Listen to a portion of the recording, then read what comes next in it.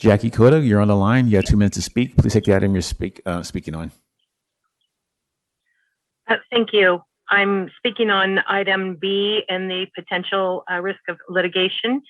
I wanted to speak right now and let you know that currently there is a process going on, a 1% tally in the Registrar of Voters office, where the law is being violated as we speak.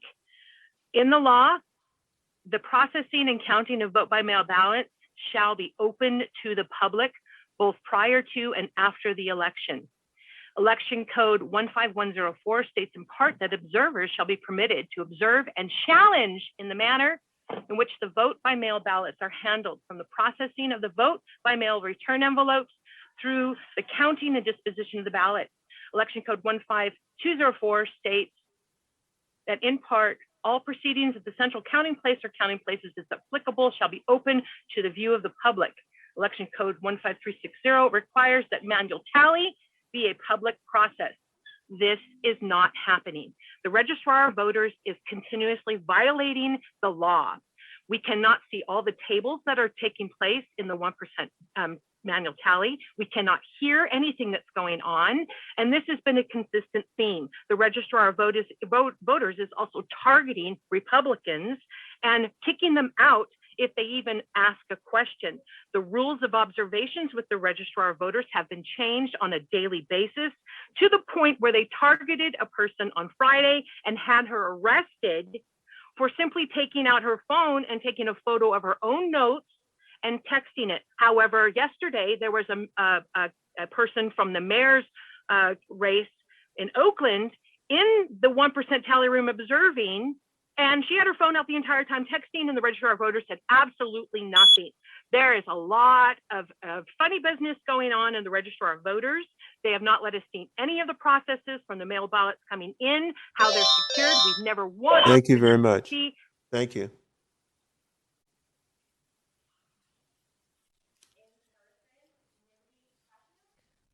Sorry if I said that wrong.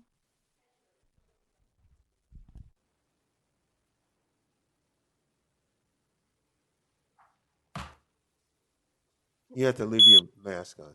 What's it? You have to leave your mask on. Leave it on? You have to leave it on, yes. All right, so I'm Mindy Petchenuk. I was the Republican candidate for State Assembly 18 in this recent election. I spoke before you all on November 1st concerning the fact of what is going on in the Alameda ROV, and I had asked you to remove Mr. Dupuy from his position, and that is not done. And as some others have testified, as I heard, yes, there's been an escalation at the ROV against the observers, and we're not allowed to see with sufficient access. As today is going on right now, the 1% tally, I was down there myself yesterday, observing for many hours, where you cannot really see anything of the ballots. You could barely hear the first tables right in front of you. I was in the room when the person representing the mayor's office, upcoming mayor's race, Xing Tang, and she had her phone out and nothing was said. She kept sitting there with her phone out. And I've experienced where if we take our phone out, absolutely, you said, this is a warning, put your phone away. That was never done in this case. And so there's clearly a line drawn in the sand here. And right now what we need, and you guys should go over there to the ROV and watch this process and ask yourself, is how in America we carry out fair elections? We're honest observers. Why not let us have the sufficient access? I can tell you as a candidate, I saw, I didn't see, but there was called out, many stacks for Mia, some for me, yes, but can't see it. There's no accessibility. This is a violation of 15360E around the 1% tally. And I am calling for Mr. Dupuy to be removed. Thank you. In person, Gerald Pachinek.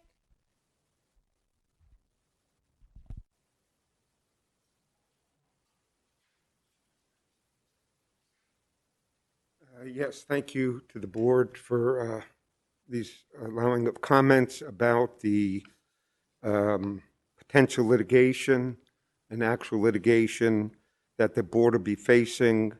And I too came in front of the board on the 1st of November. And I said, if you have nothing to hide, hide nothing. And then we were treated to I think it was a press conference by Mr. Dupuis with the honorary board chairman here, saying how everything was going to be totally open. We took people at their word. We came and showed up. And I can tell you, as far as ballots received by USPS, FedEx, UPS, we were given no access. They told us it's not for you to see. That's a direct violation. We were not able to see envelope scanning, signature verification, ballot opening and inspection, ballot tabulation, remaking of ballots.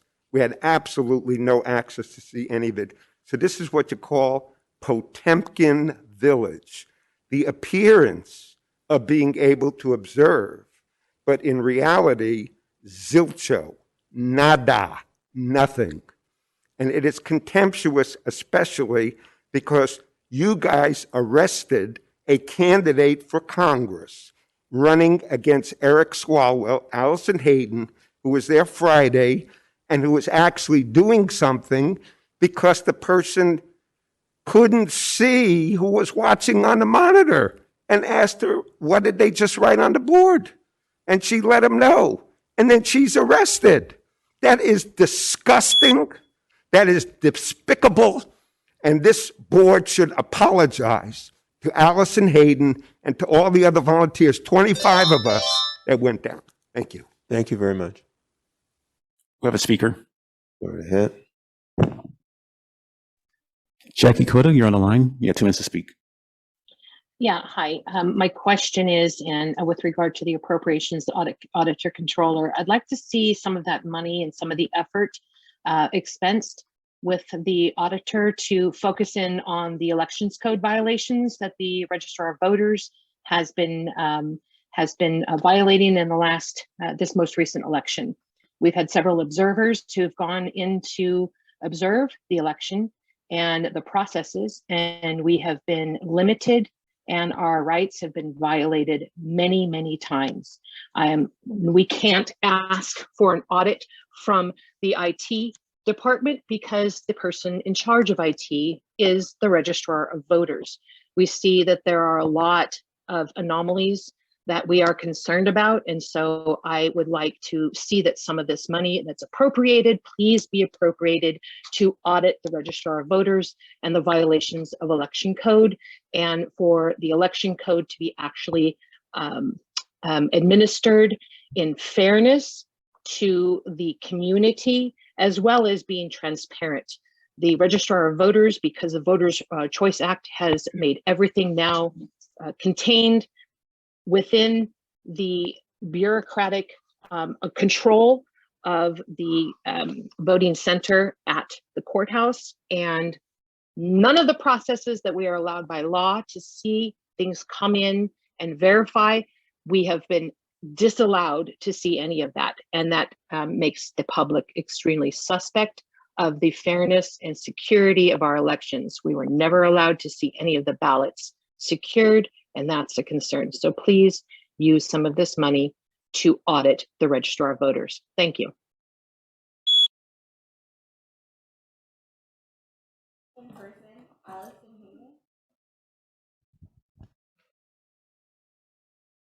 Allison Hayden from Hayward. And I'd like to ask that you also audit your vote-by-mail system. The costs that have been incurred since we've adopted machines and vote-by-mail in comparison to previous days when we voted at the precinct level. Not only cost, but also in terms of results and the ability of the systems to deliver vote results. And it seems that we are now looking at December 16th before we get a certification. It seems ridiculous. So I would encourage you. Also, I have been observing on one day. We used to be able to ask questions. Then at the next day, we weren't allowed to ask questions, only in writing afterwards to Duena. So, actually, I was arrested that day. I didn't ask, I was silent. I complied with that request. And yet, they were itching to arrest me. On the first day, we had 2 sheriff deputies with the Alameda chairman of the Republican Party and myself watching. I asked a question and she blew up. Speaking of Deputy Cornell. Excuse me for just a second. Hold her time at this, because I don't And want to so just to say. Hold on a second, please, for a second. And I'm going to keep you at your time, so you'll be able to finish your time. Okay. What's the context of this item? I mean, because they have every right to raise what they want to raise, but as we're attempting to do our business. It's establishing your appropriations limit for the next fiscal year. Uh-huh. And what's the context? Because I know we can interpret it a lot of different ways, but what's the context? Because at some point, we also have to do the business of the people. And I respect the speakers. Mm-hmm. I respect the speakers, but I'm also trying to make sure that we don't twist everything into a political comment. And I respect that. They have the ability to do that. So let me go on record about that part. It's essentially certifying the funds that are in your budget already. So it's not allocating additional funds or making a determination of how those funds will be spent. Okay, thank you. Go right ahead. So I'm just speaking to how those monies are spent, the people that the personnel and the way they're conducting business. This is taxpayer money and they are running it according to, at their whim. As observers, we can't see anything, we can't verify anything according to California Election Code. So I'm asking for her to be immediately suspended from work, and also the IT manager, Andrew, and the machines, and Mr. Dupuy. Thank you.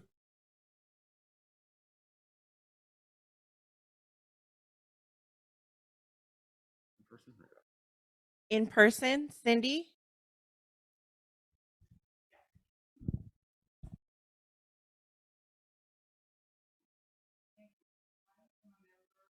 The Alameda County Election Integrity Committee or group.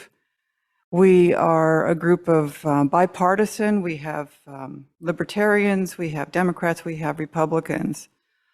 We've, at different times since early voting, we've appeared at the Registrar of Voters to do our observing that we're entitled to do by law. On the AC Vote website, it says, observation of election processing. Transparency is a crucial component of free, fair, and functional elections. Transparency. Now, unless that word has been redefined by someone in this body here, or by the Registrar of Voters, or by the Secretary of State, then I would like someone to help me understand how is it transparent for me to go in on 5 occasions and not be allowed sufficient and close access to what's going on at the ROV. It's not a public process. The public is supposed to be able to see what's going on, and we can't see. We have 3 tables in the 1% tally that started yesterday, continues today. We cannot see what's going on at those tables. We cannot hear anything. The folks that are online for the video feed also can't hear anything. I have to go underneath the glass in the gap to try to hear something. I can hear the couple of tables, but there are 21 tables total. That is not transparent, and it's certainly not public. We've gone through the hoops that they have presented before us. We've asked questions in the room, no answers. Send an email to Cynthia. We've sent the emails to Cynthia. We've sent it to Tim Dupuy, to Duena. Nobody's getting a response to the emails. We have questions, and we'd like to get answers to our questions. Thank you very much. Thank you. Thank you. Ms. Cota, you're on the line. You have 2 minutes to speak on any item not on the agenda. Thank you. I appreciate it.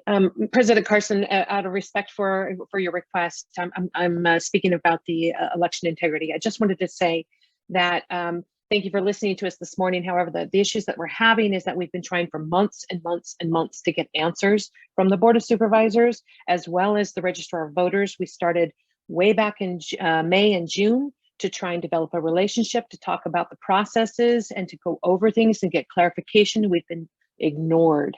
I am out of, I have to give Board of Supervisors respect to Dave Halbert. He did actually finally get a meeting right before the weekend before, Friday before election, with Tim Dupuy for 1 hour to at least get an introduction.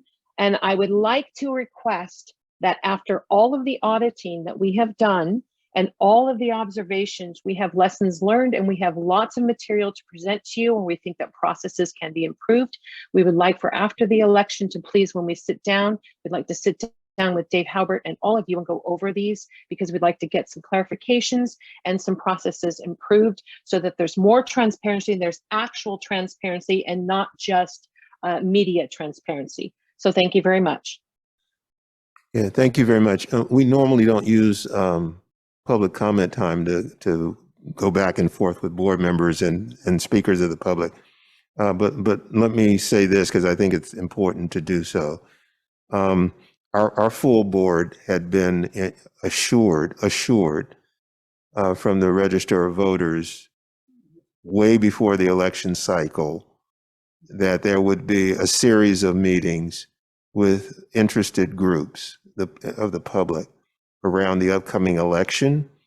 And to my understanding, there's normally a debriefing as well, because we have historically, almost every election, received a request from a number of individuals and organizations for that access to the Register of Voters. If that did not happen in this case, then I'm sure that since you met with Supervisor Halbert, he can help facilitate that happening going forward. But our full board routinely, in advance of each election, gets assurances from the registrar that there are a number of special interest groups and individuals who are concerned about the elections and election cycle, and to try to smooth that out. We've been assured that he does continuously have an open door process to that. And I'm not going to question whether or not that happened in this case with respect to you or interested parties you're affiliated with, but that's what our assurance has been from the register prior, months before the election.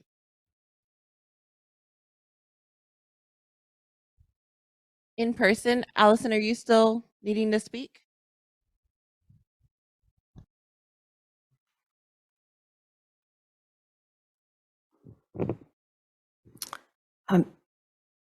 Allison Hayden.